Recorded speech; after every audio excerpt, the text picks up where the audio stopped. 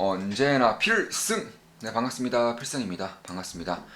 자, 이번에는 전쟁 리스크에 대해서 왜 걱정을 하지 않아도 되는지 지금 당장의 기준으로서 말씀드리겠습니다.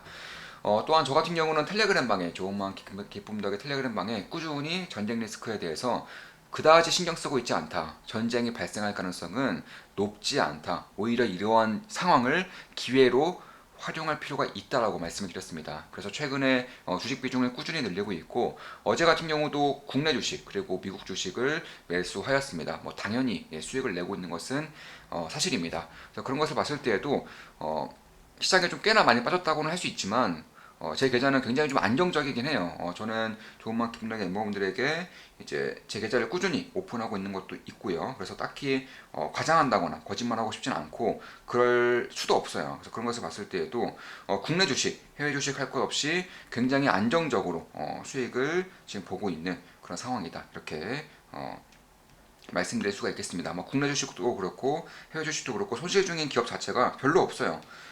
국내 주식, 해외 주식 다 합쳐서 딱히 뭐5% 이상 손실 중인 종목은 없는 것으로 좀 알고 있는데 정확하게 좀 확인을 해보겠습니다. 제가 지금 투자하고 있는 기업 중에서 가장 크게 지금 손실을 보고 있는 기업들을 말씀드려 보자면 네, 해외 주식에서는 딱히 없고요. 국내 주식도 보겠습니다. 네, 국내 주식 중에서도 지금 살짝 지금 핸드폰에 렉이 걸려서 좀 느려지고 있는데 제가 매일매일 계좌를 확인하고 있지가 않기 때문에 국내 주식도 가장 크게 손해보고 있는 기업이 뭐 한 2%? 그러니까 5% 이상 손실 보고 있는 기업이 단 한 종목도 없습니다. 단 한 기업도 없는 곳이고 최근에는 주식 비중을 늘리고 있음에도 꾸준히 수익을 늘려가고 있는 그런 상황이다. 이렇게 보시면 될 것 같습니다. 자, 바로 시작하겠습니다. 그럼 제가 왜 텔레그램 방에 이 전쟁 리스크에 대해서 딱히 그다지 우려하고 있지 않다라고 말씀드렸는지 그리고 그 이유에 대해서 그리고 그 대응 방안에 대해서 좀 말씀을 드리겠습니다. 자, 보시면 1월 24일 글입니다. 텔레그램 방에 1월 24일에 올려드린 글이고 자, 보겠습니다. 우리 멤버분 중에 한 분이 이렇게 질문을 주셨어요. 전쟁이 날까요? 어떻게 생각하시나요? 이렇게 질문 주셨고 저 같은 경우는 답변을 이렇게 드렸습니다. 전쟁은 이렇게 곧 전쟁이다! 하고 나지 않습니다. 전쟁 당사자라고 생각해 보시면 될 것 같습니다. 기회의 장으로 보고 있습니다. 물론 전쟁으로 인해 모든 지지라인을 이탈할 경우 더욱더 조류의 기회로 활용할 생각입니다. 이렇게 말씀드렸었고 제가 이 당시에 이제 필승 라이브를 진행했었어요. 그 전에 필승 라이브를 진행하면서 지지 라인에 대해서 좀 말씀을 드렸습니다. 제가 지지를 어느 정도의 그어졌는지 그리고 필승 라이브 때는 어떻게 진행되는지 좀 말씀드리면 좀 보겠습니다. 자, 이런 식으로 필승 라이브를 찍어드렸었고 한 1월 중순쯤 찍어드린 것 같아요. 1월 중순쯤 찍어드린 것 같고 그 당시에 제가 지지 라인으로 말씀드렸던 라인이 자, 이 라인이죠, 이 라인. 네, 정확히 2607포인트였나요? 정확하게 말씀드려서 2607포인트 맞죠? 2607포인트를 깨기는 지금 당장 깨기에는 꽤나 어려울 것이다. 이 라인을 지지 라인을 두고 대응하는 것이 필요하다고 말씀드렸었고 그 당시에 제가 2022년도에 비트코인과 그리고 주식시장 전망에 대해서 말씀을 드렸었고 정확하게 지금까지 맞아 떨어지고 있어요. 네, 지지 라인을 지키면서 반등하고 있고 역시나 뭐 코인 관련해서 혹은 NFT 관련해서 투자를 진행하고 있는 것들은 꽤나 큰 수익을 내고 있는 것은 사실이에요. 최근에 더 마르스 같은 경우도 10배 이상 상승을 했었고 그 외에 이제 NFT들도 꽤나 상승을 하고 있는 모습입니다. 다만 비트코인 같은 경우는 최근에 매수했습니다. 최근에 매수해서 수익 중이긴 하지만 수익이 그리 크진 않아요. 그래서 항상 참고만 하시고요. 제 모든 영상은 매수, 매도, 추천, 리딩 절대 아닌 거 다들 알고 계시죠? 참고하시면 되겠습니다. 자, 그리고 그 이후에 이제 방에서도 러시아, 우크라이나 전쟁 관련해서 딱히 코멘트를 드리고 있지 않습니다. 불확실의 영역이기 때문에 제가 이러쿵 저러쿵 말씀드릴 수 없는 이슈이기 때문입니다. 다만 전쟁이 터지더라도 딱히 큰 우려는 하지 않고 있습니다. 이미 현금 비중이 충분하기에 여기서 얼마나 더 많이 오래 하락하든 타격이 별로 없기 때문입니다. 전쟁이 날 듯 하다가 나지 않으면 말씀드렸던 지지라인을 지키면서 반등하겠죠. 정확하게 전쟁이 날 듯 하다가 나지 않으면서 반등을 하고 있는 모습이죠. 역시나 현명한 투자자에겐 기회가 될 뿐입니다. 전쟁 리스크는 그 누구도 가늠할 수 없는 영역이라고 생각합니다. 그저 충분히 대비하고 현명하게 대응할 뿐입니다. 1월 27일 날 또 말씀드렸습니다. 이 당시에 제가 라이브 때 말씀드렸던 지지라인까지 정확하게 이제 터치를 하면서 다시금 반등을 했죠. 자, 코스피 주봉입니다. 라이브 때 말씀드렸던 지지라인까지 왔습니다. 정확히 2607포인트입니다. 시장 관련하여 주요 이슈는 죄다 살피고 있습니다. 기회라는 생각을 지우기 어렵습니다. 예, 기회라는 생각을 지우기 어렵다라고 말씀드렸습니다. 천천히 그리고 담대하게 나아갈 때입니다. 보시면 2607포인트고요. 1월 27일 날 정확하게 네, 이날 이런 말씀을 드렸어요. 이날 이런 말씀 드렸었고 그 이후에 정확하게 이제 좀 반등을 하면서 기회라는 생각을 지울 수 없다. 1월 17일 날 텔레그램 방에 분석을 해드린 내용입니다. 자, 1월 27일 똑같은 날이고요. 2607포인트를 이탈할 경우 다음에 강력한 지지라인은 2400대 초반입니다. 만약 여기에서 하락할 경우 차기 주도 업종의 핵심 기업들을 매우 공격적으로 매수할 생각입니다. 라이브 때 2607포인트를 이탈하기 위해선 전쟁 등의 이슈가 터져야 한다고 말씀드렸었는데 진짜로 전쟁 이슈가 터졌죠. 불확실의 영역이지만 지금 당장 전쟁이 터질 것인가에 대해선 가능성을 낮게 보고 있습니다. 핵심 기업들을 추려놓기에 아주 좋은 시기입니다. 천천히 지지라인 그리고 변곡점을 확인하면서 접근하고 있습니다. 이렇게 말씀드렸었고 정확하게 터치를 하면서 이런 식으로 좀 가면서 주식 비중 늘리고 있고요. 굉장히 좀 괜찮은 그런 계좌 상황을 나타내고 있습니다. 아마 이번 주 후반이나 다음 주 초쯤에 이제 조금만 기분나게 멤버분들에게 제 계좌를 이제 또 오픈할 생각이에요. 보통 2주에서 3주, 보통은 2주에 한 번씩 오픈을 하고 있습니다.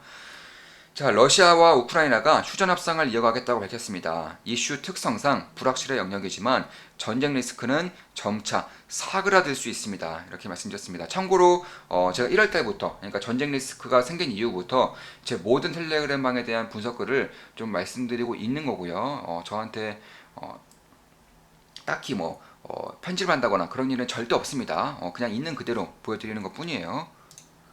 자, 2월 3일 글입니다. 시장이 상당히 어수선합니다. 이제 와서 하락에 대한 우려가 매우 강해지고 있습니다. 예, 이제 와서 저희는 그 전부터 꾸준히 준비를 함으로써 굉장히 여유로운 상황을 좀 맞이했었죠. 자, 우려의 주된 이유는 2000년 닷컴 버블 수준만큼 밸류에이션이 고평가되었다는 것입니다. 그렇지 않습니다.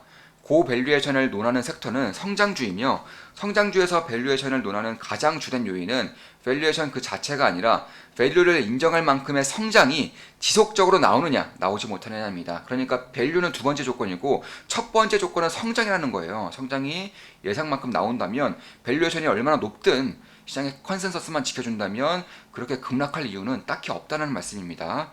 메타는 실적이 예상보다 잘 나오지 않으면서 주가가 급락하고 있으며 애플은 호실적을 발표하면서 주가가 단숨에 신고가 부근까지 상승하였습니다. 시장을 한 종목이라고 생각하였을 때 닷컴 버블 당시와 지금의 지속적인 성장 측면에서 확연히 다른 모습입니다. 2000년도 버블 붕괴 전에는 이미 성장 기업들의 실적이 확연하게 꺾이는 흐름을 보였습니다.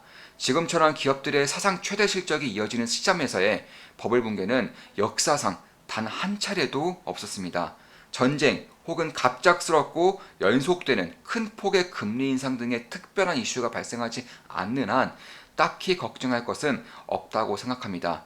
저 같은 경우는 큰 폭의 그 연속되는 금리 인상은 가능성이 낮다라고 말씀드리고 있고 이 점도 제가 조금만 기분나 텔레그램 방에 꾸준히 분석을 해드리고 있어요.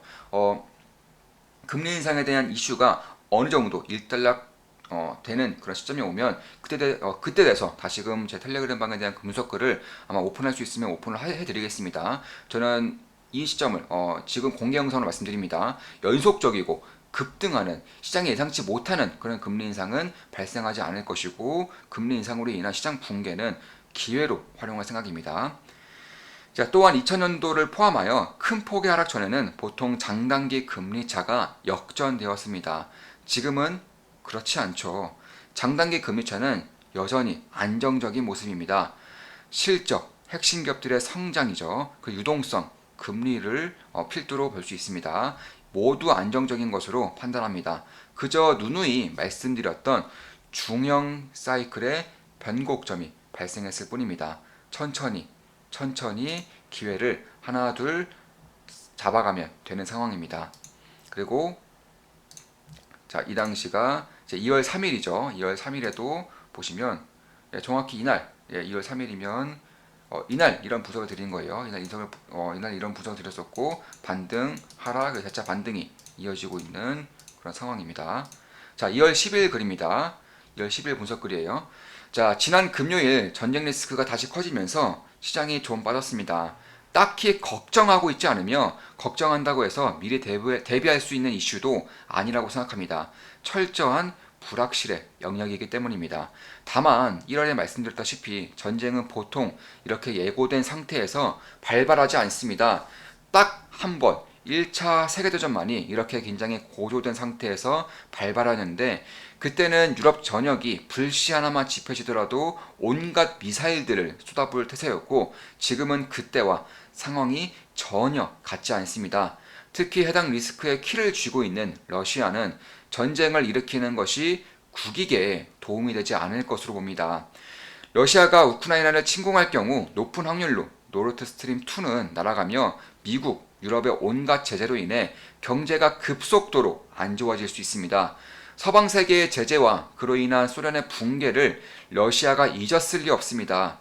사실 바이든 정부는 2021년 하반기에 노르트 스트림 2 가동을 수행하셨습니다. 단 그 당시 조건을 하나 내세웠었는데 러시아가 우크라이나 등 주변국을 압박하는 데 사용하지 말라는 조건이었습니다. 딱 지금과 같은 상황이죠. 러시아가 LNG 파이프라인으로 유럽의 행패를 부리고 있으니 말입니다.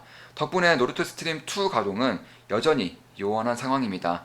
그렇다고 해서 러시아와 유럽의 노르트 스트림 2, 그러니까 세계 최대 LNG 파이프라인을 완전히 포기한 것은 결코 아니라고 할 수 있는 것이 이미 노르트 스트림 2 파이프라인엔 LNG가 가득 채워져 있다고 합니다.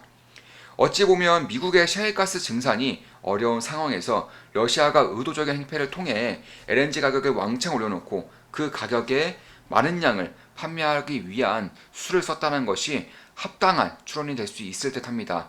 이렇게 세계 최대 LNG 파이프라인의 노르트 스트림 2만 놓고 보더라도 러시아와 우크라이나의 전쟁은 러시아에서도 그리고 유럽에서도 결코 도움이 되지 못할 가능성이 높습니다. 일각에서는 푸틴이 처한 상황을 고려하였을 때 전쟁 가능성이 높다고 주장하고 있으나 지금 당장 그 주장이 현실화될 수 있는 가능성에 대해서는 회의적입니다. 이 주장에 대한 분석은 추후 필요해지면 말씀드리겠습니다. 설사 전쟁이 터진다고 해서 딱히 걱정할 것은 아닌 게 매우 신중하게 주식, 코인 비중을 늘리고 있기에 아직 현금 비중이 충분하며 아이처럼 직관적으로 물처럼 유연하게 대응해가면 되는 상황입니다. 행복한 주말입니다. 투자와 관련된 각종 우려와 걱정은 제게 맡겨두시고 소중한 지인들과 행복한 시간 보내시기 바랍니다. 필승, 이렇게 좀 남겨드렸습니다.